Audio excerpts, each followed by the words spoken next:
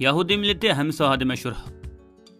Ruschilikning boyligining hisobi yo'q. Einsteinning tadqiqotini tushungili bo'lmaydi.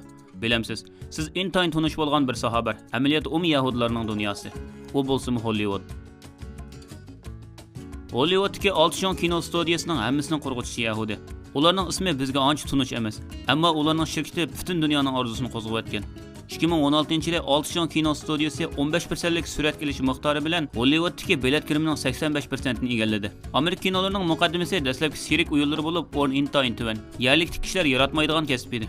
Lekin Yahudi ko'chmanlari buningdan savdo fursatini boyqagan. Faqat bir kino qo'sh apparati bilan nurg'un kishilarni jalb qilg'ili bo'ladi. Shuning bilan Yahudilar qurgan 5 minglik kinoxona bozorini egalladi.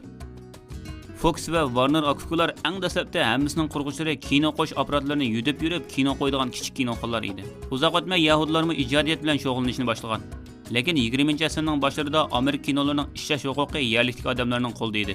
Kino qo'sh apparatining kashfiyotchisi Edison bir monopol xarakterli xususiy kino studiyasi qurib, Yahudilarni Los Anjelesdagi Hollywoodga qisab apargan. Sharq dengiz qirg'idagi Amerika an'anaviy madaniyatidan ayrilib, Yahudilarning kino studiyalari shiddat bilan taraqqiy qildi. 40 yil ichida nurg'un ko'chmanlar Los Anjelesga kirib, nopos chiqaydi. Necha 10 mingdan ko'payib 2 millionga yaqinlashdi.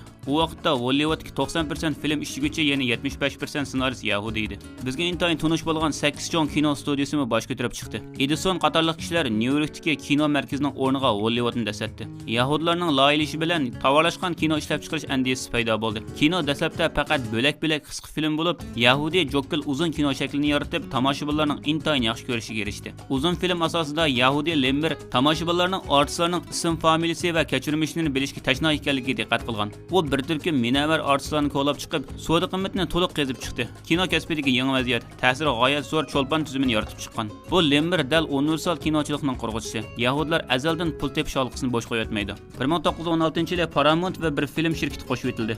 Ham nurg'un kinoxonalarni setib olgandan keyin film ishlash, tarqitish, qo'yish brigadalashgan cho'ng studiya qurib chiqdi. Bugungi kunda 6 kino studiyasining pay huquqi butunlay Yahudilarning qo'lida bo'lsa-mu, lekin nurg'un Yahudi pushtidan bo'lgan yuqori darajalik boshqaruvchilar, film ishtirokchilar, rejissyorlar yana Hollywoodning so'z qilish huquqini qo'lga olib olgan. Dangliq rejissyor Chipson araq ichib nomuvofiq so'z qilib qo'yganligi uchun 8 yil film ishlash cheklangan.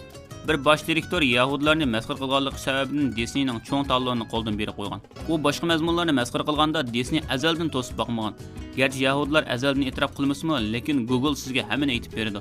Hollywoodni kontrol qilganlar dal Yahudilar.